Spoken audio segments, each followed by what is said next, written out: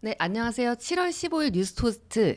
오늘의 토픽은 2030 울리는 최저임금 그리고 새로 출시된 개인투자용 국채입니다. 저는 진행자 박진영입니다. 오늘도 어피티 김정인 이사님 모시고 이야기 나눠보겠습니다. 반갑습니다. 안녕하세요. 네, 첫 번째 토픽은 최저임금의 영향 직격타로 받는 2030에 대한 이야기예요. 2025년 최저임금이 지난주에 결정이 됐습니다. 청년들은 경제 생활을 시작하는 시기셔서 청년들 대다수가 굉장히 최저임금에 이제 영향을 많이 받게 되는데요. 그래서 저희가 이 토픽을 아마 다음 주 정도, 그러니까 이번 주, 지난주 기준으로 다음 주에 최저임금 이제 어느 정도 가닥이 나올 테니까 우리가 지금 어떻게 흘러가고 있는지를 정리해드리자 이런 얘기를 했었죠. 근데 생각보다 논의가 굉장히 빨리 이루어졌어요. 네, 이제 1만 30원으로 결정이 됐는데요. 올해보다 1.7% 올랐죠. 근데 이게 진짜 이 역사상 가장 빠른 결정 아니야? 거의 이 느낌이었어요. 저는 이제 노사 최초안이 제시된 지 나흘 만에. 아니 보통 이제 고시 직전까지 8월 달까지 그쵸? 서로 의견이 좁혀지지 않고 이렇게 막 누워버리거든요. 음. 근데 1988년에 최저임금제가 도입된 이후에 이렇게 심의 기간이 지켜진 게 딱 9차례밖에 없거든요. 웬일이지? 막 이런 느낌이에요. 근데 저도 지켜보면서 놀란 게 저는 이번 주까지도 가닥 결정이 안 될 줄 알았어요. 물론 지금 확실히 정확하게 말하면 이게 노동자 쪽, 사용자 쪽, 그리고 공익위원 이렇게 3주체가 있어서 노사가 각각의 최초 요구안을 제시하고 서로의 그 패를 보면서 1차, 2차 수정안을 요구하고 나중에는 결국에는 협의가 잘 안 돼서 공익위원, 정부가 이제 임명한 공익위원들이 합의안을 제시하고 그걸로도 잘 결정이 안 안 돼서 되죠. 미루다가 8월 초에는 반드시 고용노동부 장관 입에서 땅땅땅 얼마다 이게 나와야 되는데 그게 이제 항상 안 돼서 문제였단 말이죠. 네. 저도 이번에도 연장전 가겠는데 생각을 하고 있었는데 이번에는 연장전 없이 그냥 엄청 빨리 끝난 거예요. 90분 만에 끝난 거예요. 축구처럼 맞아요. 비유를 하면은. 그래서 웬일인지 싶었는데요. 어쨌든 1030원으로 결정이 돼서 10,000원 넘는 거야 아니야 라고 이제 보통 뉴스들이 나왔었는데 10,000원은 겨우 넘겼습니다. 넘겼습니다. 1030원. 그래서 청년들의 대다수가 이 최저임금에 노출이 된다고 했죠. 보니까 청년 10명 중에 3, 4명이 최저임금 수준의 연봉을 받고 있다고 해요.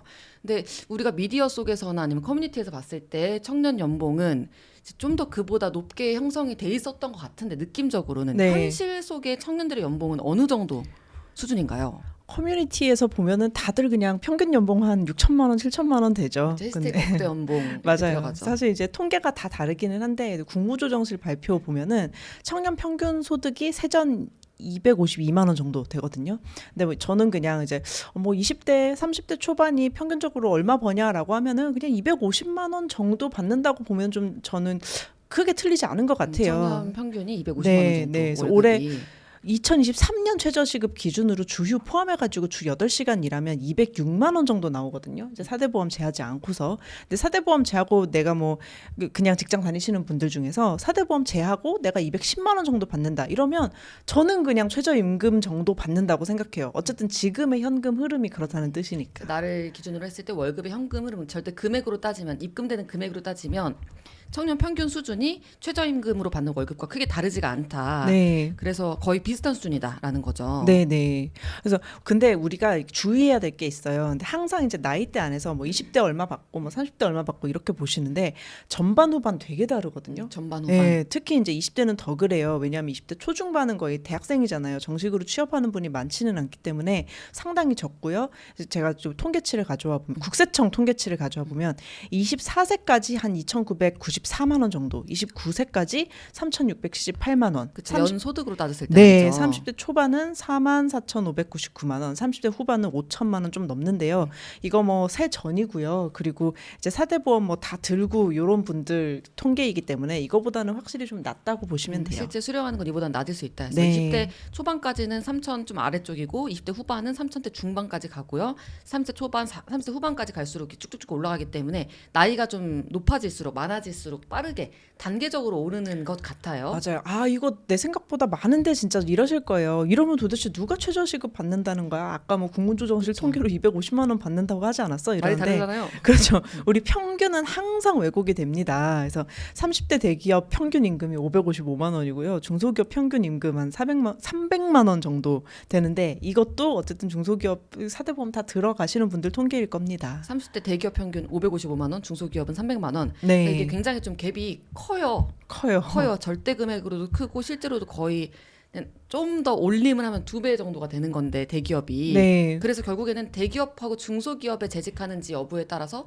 다르게 봐야 된다. 엄청 다르게 봐야 되죠. 사실 이제 그 그래프 하나 지금 나가나요? 그래프 보시면은 이제 대기업, 중소기업 평균 임금 격차를 보면은 1980년대부터 쭉 계속 떨어져요. 그러니까 이 1980년을 100이라고 치고, 그러니까 대기업을 100이라고 하고 중소기업 임금이 몇 퍼센트 정도 되냐라고 했을 때 지금 거의 뭐 70% 아래, 60%대까지 떨어져 있거든요. 계속 떨어지고 있다가 2022년에 약간 반등을 했는데 이게 뭐 쭉 올라갈 거라는 생각은 잘 안 들어요. 근데 우리나라는요, 대기업하고 중소기업 임금 격차가 굉장히 큰 국가 중 하나예요. 그래서 전 세계적으로 봤을 때도 그렇습니다. 이게 조금 더 제가 얘기를 해도 되나요?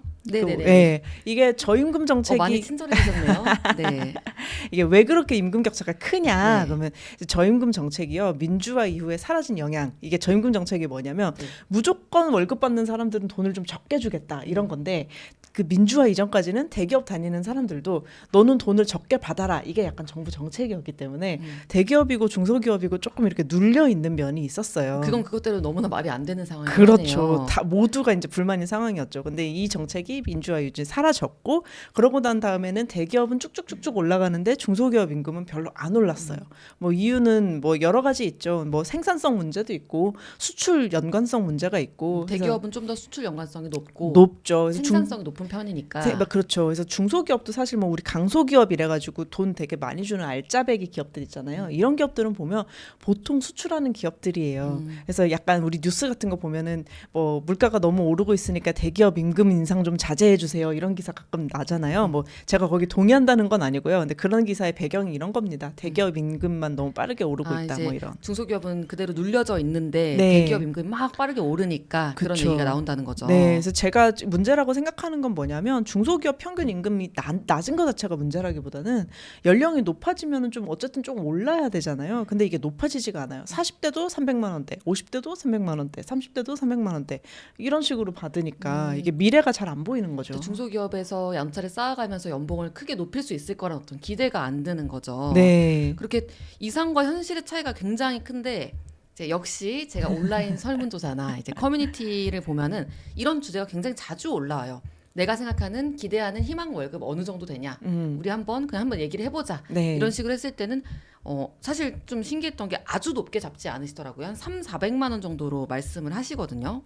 그렇죠. 대기업은 뭐 그렇게 받을 수 있죠. 근데 이제 다들 약간 대기업 수준 꿈꾸고 계신 것 같은데, 우리나라는 이제 첫 직장이 좀 기대 소득에 미치는 영향이 커가지고 이게 300만 원, 400만 원 받아야 좀 생활이 되거든요, 사실은. 근데 첫 직장 월급에서 계속 상승해서 어지간하게 점프하지 않는 이상 중소기업에서는 그렇게 받기가 너무 힘들기 때문에.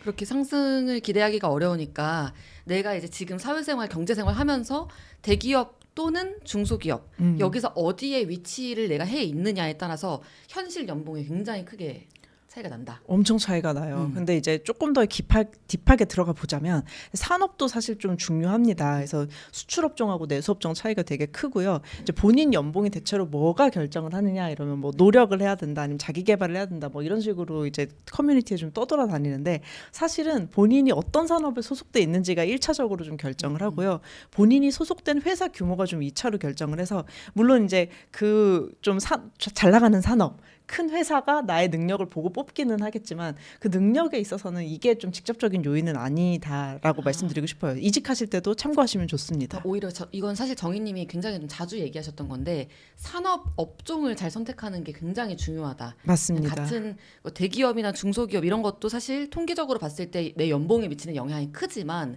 그 앞전에 어떤 산업에 내가 종사를 하느냐에 따라서도 굉장히 그 연봉 기대 상승률이나 아니면 시작할 때 금액 자체가 다르다. 맞아요. 이건 대기업에서도 마찬가지거든요. 그래서 이제 뭐 그 검색을 해보시면은 롯데그룹이 그 기사가 무슨 기사가 많이 나오냐면, 롯데 사실 그렇게 연봉이 낮지 않습니다, 이런 해명하는 기사가 되게 많이 나와요. 근데 그 해명하면서 뭐라고 얘기를 하냐면, 우리 롯데그룹 주력 산업의 인식 때문에 연봉이 되게 낮다고 생각을 하시는데 옛날에는 그랬지만 요새는 안 그래요, 이런 기사가 많이 나오거든요. 그만큼 산업이 중요하다는 얘기입니다. 롯데그룹 안에서도 굉장히 좀 여러 업종의 회사들이 있잖아요. 네. 그 중에서도 유통 쪽이라든지 몇몇 업종들은 좀 연봉이 비교적 낮을 수 있고 비교적 낮고 케미컬이나 이런 화학으로 가면은 되게 높아요. 그렇죠. 근데 사실 너무 좀 어떻게 보면 슬픈 얘기인데 그래서 저는 좀 궁금했던 게 이게 저도 진심을 담아서 얘기하는 건 아니에요. 근데 이게 누군가 빙의를 했어요. 저한테 지금 빙의해서 중소기업에서 그러면 실력을 쌓아서 노력을 해서 잘 되는 산업군으로 또는 대기업으로 가면 되는 거 아닌가라고 누군가 말을 할 수가 있다라는 거죠. 능력에 따라서 뭐 그렇게 되는데 무슨 불평이 있냐, 뭐 이런 빙의, 네, 빙의. 근데 문제는요, 이게 뭐 그럴 수 있죠. 처음에 제가 약간 좀 뭐 열심히 안 했다고 치고 그냥 이제 대충 취업했다고 치고 중소기업 갔다. 근데 내가 그러면 그 말이 맞으면 열심히 해가지고 이제 대기업 갈 수 있어야 되잖아요. 네. 근데 이게 1차 노동시장, 2차 노동시장이라고 하는데 그 대기업 정규직은 1차, 이제 중소기업 비정규직이 2차라고 하거든요. 근데 1차 노동시장의 첫 직장에 진입을 실패하면 그 다음에는 기회가 우리나라는 거의 없어요.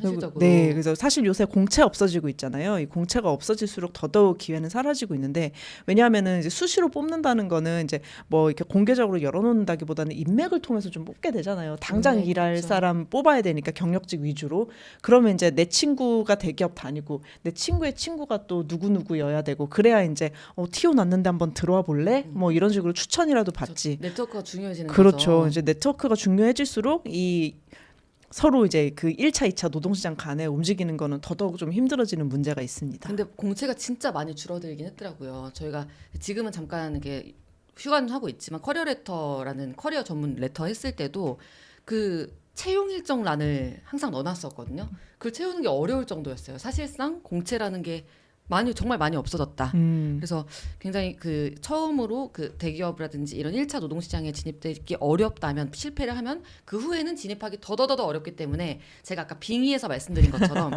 청년들이 중소기업에서 실력 쌓아서 막 이렇게 활발하게 이직하고 중소기업에서 대기업 가고 잘 나가는 산업군으로 가고 이런 게 쉽지 않다라는 거죠. 네. 그리고 중소기업 얘기가 지금 나왔는데 중소기업이라고 하면은 이제 다들 뭔가 이미지적으로 떠올리는 게 있어요. 그리고 이미 이런 걸 풍자한 드라마, 웹드라마도 있었고 그래서 모르는 척 우리가 다 알고 있는 사실들이 있잖아요. 물론 어피티도 소기업인데 그럼에도 봐요. 이제 이런 중소기업 뭐 체크리스트 특징 뭐 아니면은 구내식당 특징 뭐 이런 식으로 짤도 많이 나돌고 그리고 이왕이면은 대감집 노비하지 이런 우픈 눈물 나는 얘기도 있는데 실제로 현실의 중소기업 그렇게 열악한지 저는 제 옆에 얘기 말고 통계가 궁금해요. 그렇죠. 뭐 개별 기업 얘기는 너무 일반화하기 힘들고요.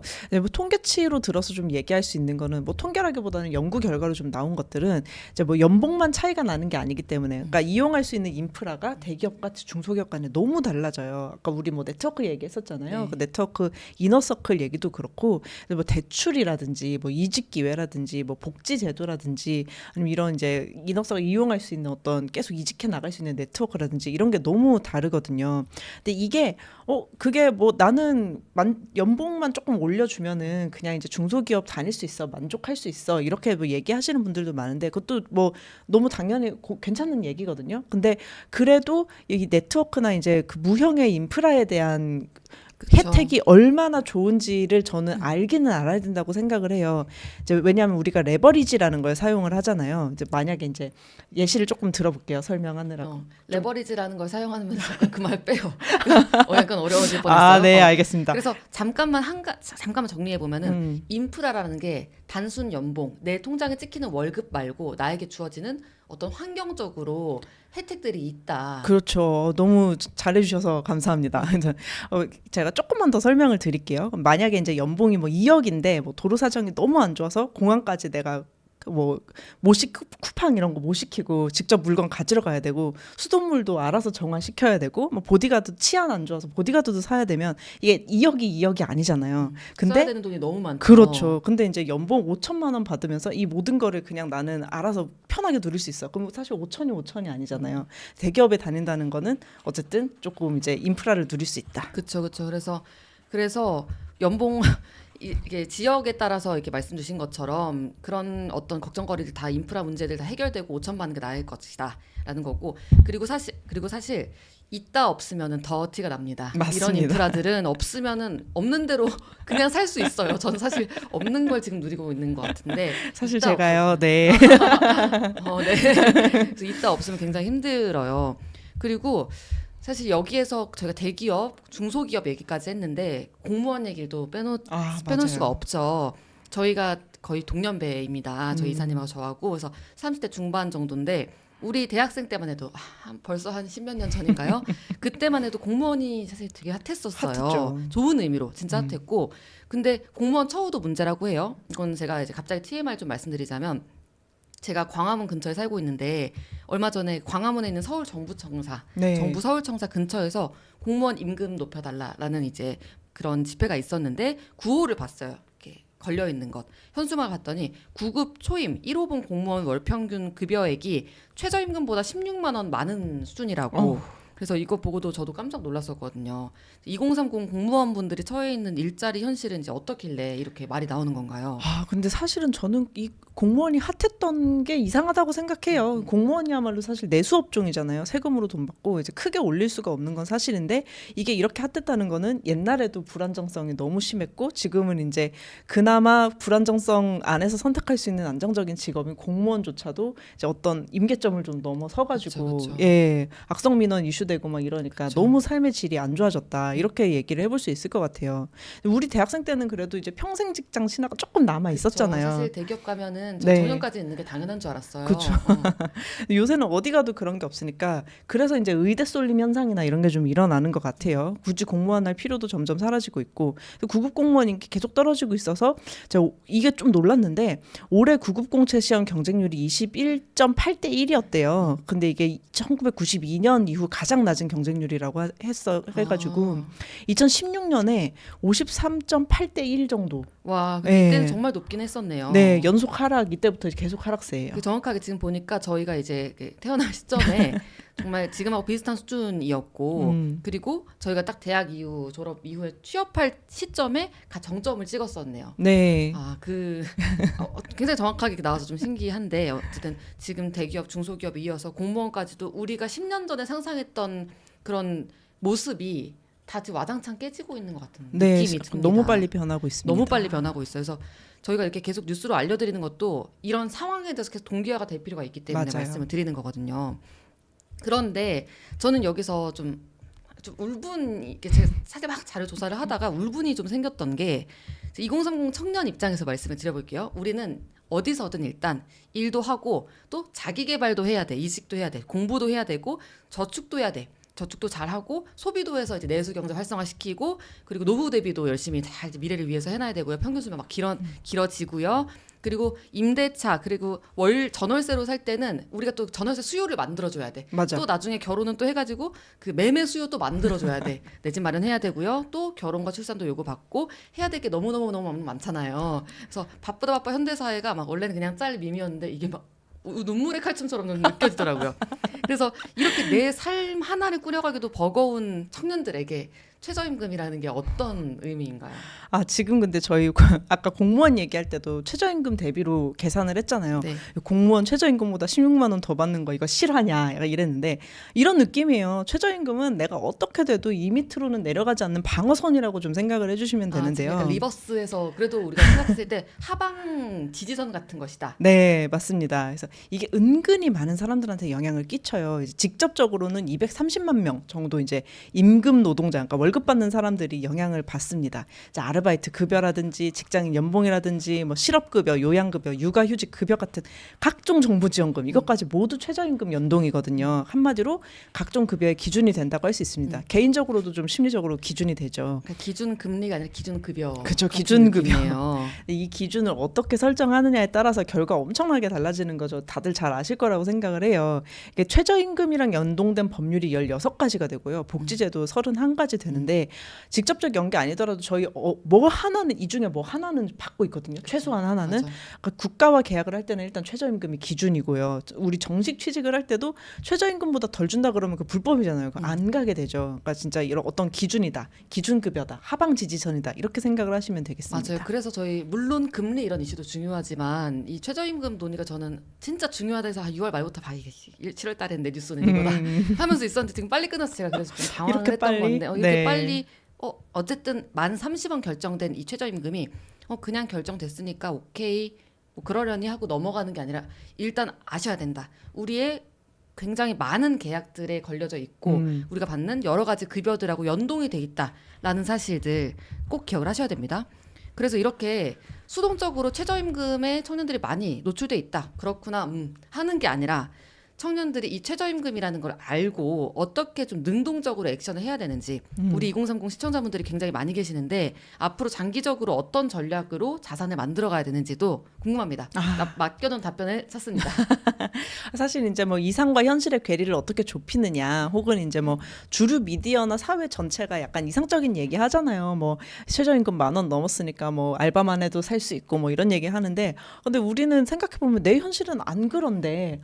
현실 안 그런데 나는 이 상황에서 너무 어려운데 어떻게 하면 좋으냐 뭐 이런 질문을 들리는데 맞죠? 그쵸. 네. 사실 9,860원에서 지금 1,030원 됐나요? 뭐 얼마나 올랐다고. 그쵸, 네. 그 정도 이제 그러니까 네. 물론 이게 월급으로 환산하고 여러 가지 제도에 영향을 미친다는 걸 생각하면은 막 500원 막 이렇게 생각할 수는 없지만 그래도 약간 괜히 힘이 탁 빠지는 건 사실이긴 해요. 네. 일단 이제 우리가 이상과 현실의 괴리를 좁히려면 이상이 뭔지 좀 한번 합의를 해보고 현실이 뭔지 좀 짚어볼게요. 일단 이상. 이제 내가 이 이상에서 얼마나 멀리 혹은 가까이 있는지 한번 생각을 하면서 제 이야기를 좀 들어주셨으면 좋겠습니다. 이제 저희 취직할 때 원하는 금액이 300만 원에서 400만 원 사이라고 아까 우리 이야기 나눴잖아요. 있었죠.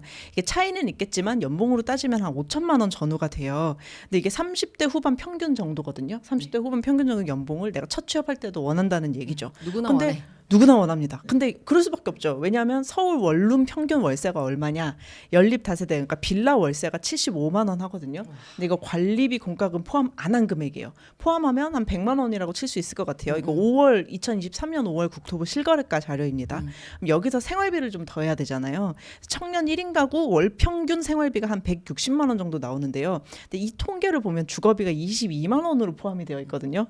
네, 좀 말이 안 돼서. 중소기업 청년 전월세 부담 대출을 받으셨는지. 네, 그렇죠. 그래서 이게 대출 받아서 이자만 내는 게 저는 월 22만 원으로 잡힌다고 좀 생각을 했어요. 왜냐하면 월 22만 원으로 살 수 있는 때가 언제였냐면 2013년에요. 쪽방촌 주거비가 월 22만 원이었거든요. 그러니까 이거는 그냥 이자 비용이라고 생각을 하시고, 왜냐하면 디딤돌 이용해서 전세금 1억 2천 대출하고 이자 상환하면 2.5%에 22만 정도이기 때문에 교통비, 통신비, 식비까지 해서 한 70만 원 정도 하고 여기다가 그 아까 100만 원 정도 그 주거비 더 하고요.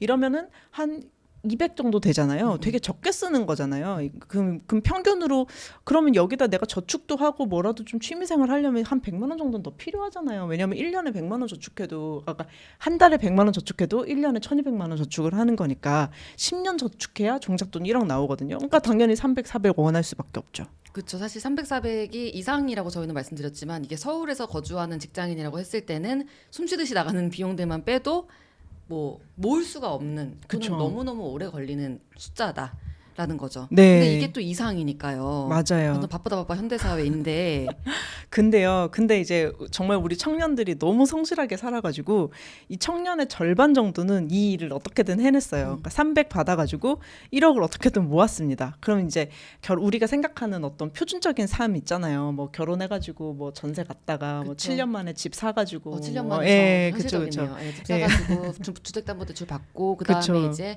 자녀 육아하면서 그다음에 갚고 나중에 온전히 내 집이 되는 그 시나리오. 네, 근데 이게 청년들의 절반 정도가 이 일을 어떻게든 해냈기 때문에 됐던 일인데, 이게 우리나라에서는 어쨌든 이제 자산을 늘린다는 게 빚 끼고 대출 끼고 부동산 사가지고 이거를 팔고 하면서 하는 어떤 궤도가 있잖아요. 그쵸, 자산 증식의 정석 같은 맞아요. 느낌으로. 이때 종잣돈 한 5천에서 1억을 내가 300 받으면서 모으신 분들은 여기 올라타고, 여기 이제 못한 분들은 이제 계속 이제 그 밑에서 있는 이제 시나리오가 현실에서 좀 벌어지고 있어요. 근데 이제 전략 물어보셨잖아요. 네. 현실 편을 좀 짚어볼게요. 이상을 봤으니까 현실을 네. 본다면 내가 그 절반에 해당이 안 될 것 같다. 나는 이제 20, 30대에 종잣돈 1억을 못 모을 것 같다. 이러면 사실은 솔직히 말해서 약간 좀 심각한 건 사실이에요. 그러니까 그 심각하게 사신다는 게 아니라 그 현실이 약간 좀 어렵다는 어렵다. 게 사실이에요. 어렵다는 네. 걸 현실적으로 인지하는 것도 중요합니다, 여러분. 맞아요. 왜냐하면 월세는 계속 올라가고 있으니까, 주거비 계속 늘어나고 있으니까. 그래서 특히 2022년에서 2023년 1년 사이에 월세 월세 진짜 가파르게 올랐거든요. 근데 이게 1인 가구 늘어나면서 오른 거예요. 아, 왜냐하면 작은 평형일수록 더 가파르게 올랐는데 1인 가구가 계속 늘어나고 있으니까 1인이 살만한 데가 경쟁이 이제 피가 터지는 거예요. 그렇죠, 그렇죠. 뭐 혼자 독립해서 월세 살려는 사람이 34평 전세를 들어갈 수 있을 리가 없잖아요. 또 이제 가구 소득도 좀 적고 리그가 완전히 다르거든요. 그리고 또 좀 더 현실적으로 이제 월세가 아니라 전세 가려고 하면 또 이렇게 1인 가구 살만한 데들은 전세 사기 다 노출돼 있거든요. 맞아요, 그래서 맞아요. 뭐 어느 한쪽 나한테 완벽한 선택지가 없는 거예요. 비싼 월세냐 아니면 전세 사기 위험 있는 그 전세 오피스텔이냐. 네. 그래서 우리가 뭐 그렇다고 혼자 사는 사람들이 물론 뭐 쓰리룸 해가지고 이제 여러 가구 사는데 들어가면은 참 넓고 좋겠죠. 근데 그게 적합한 게 아니잖아요. 맞아요. 저한테 맞는 적당한 크게 17평짜리 나는 원룸을 원한단 말이야. 맞아. 그렇죠. 사실 이제 이거 진짜 현실적인 비상시 플랜인데요. 제가 이거를 막 전반적으로 권장한다 이런 거는 아니고 진짜 어떤 내가 좀 심각한 상황이다라고 했을 때 그래도 저축을 하고 싶다. 그래도 목돈 마련을 하고 싶다라고 했을 때 제가 권해드리는 뭐 전문가들도 이렇게 얘기를 하는데 이제 정저축이 어려우면 금리가 낮고요. 목돈 형성이 가능한 전월세 자금 대출을 받아서 꼬박꼬박 밀리지 않고 원리금을 상환을 원금도 하세요. 같이 상환을 하는 거죠. 네, 원금 반드시 같이 상환을 하세요. 이거 뭐냐 하면은 마이너스 이율로 돈 내가면서 저축하는 방법이에요. 사실 계단기 두들기면은 손해일 수는 있는데 그래도 저축을 할 수 있다. 맞아요. 목돈이 어쨌든 마련은 됩니다. 사실 빈곤한 가구 저축은 좀 이런 식이거든요. 이런 식으로 돌아가고 있다 이미. 네, 그래서 근데 이제 이런 상황이면은 뭐 임시 일자리나 계약직들 많이 들어가실 텐데 이거는 진짜 최저임금 직격탄인 일자리잖아요. 물론 이제 경제 전체에 미치는 영향, 뭐 자영업자 뭐 이런 얘기 뭐 최저임금에 미치는 영향들. 신문 기사에서 뉴스에서 이제 TV 틀면 나오는 얘기들 많이 따져봐야겠지만 솔직히 내 입장만 생각하면 당장은 최저임금 올라야 되죠. 내가 마이너스 이율로 저축을 안 하면 목돈을 마련할 수가 없는데. 그렇죠, 그렇죠. 근데 여기서 제가 한 가지 짚어드릴 것 다시 한번 그 정석으로 돌아오면은 그 물론 이제 전월세 자금 대출 받으셔서 근데 청년이고 비교적 저소득에 속한다라고 한다면 정책 자금 대출이 분명히 있거든요. 물론 그 매물이 많지 않고 받기 어렵고 은행에서도 조금 좀 어렵고 하는 것들이 있다는 걸 저도 알고 있는데 그래도 이거 한번 받으면. 그래도 그 과정을 뚫고 받으면 주거 비용 많이 아끼면서 낮은 금리로 대출 이자를 갚을 수 있으니까 이런 거는 꼭 기억해 주시고요. 그리고 네, 저희 이렇게 최저임금 얘기를 잠깐 해봤는데 일단은 토픽 1 정희님과 나누는 얘기는 여기서 마무리 해보겠습니다.